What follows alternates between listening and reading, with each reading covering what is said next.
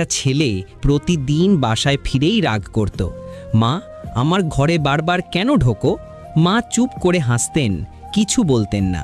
বাবা সারা দিন রিক্সা চালিয়ে ঘরে ফিরতেন, কিন্তু ছেলে কখনো জিজ্ঞেস করতো না, বাবা ক্লান্ত লাগছে? একদিন ছেলেটা বাড়ি ফিরল, ঘরে অন্ধকার, মা বাবা কেউ নেই। টেবিলে শুধু একটা চিঠি। চিঠিতে যা লেখা ছিল সেটা শোনার আগে সেলিব্রিটিদের তো সবাই লাইক করে। চলো আজ দেখি নিজের মা বাবার জন্য কে কে এই ভিডিওটায় লাইক দেবে আর চ্যানেলটা সাবস্ক্রাইব করবে।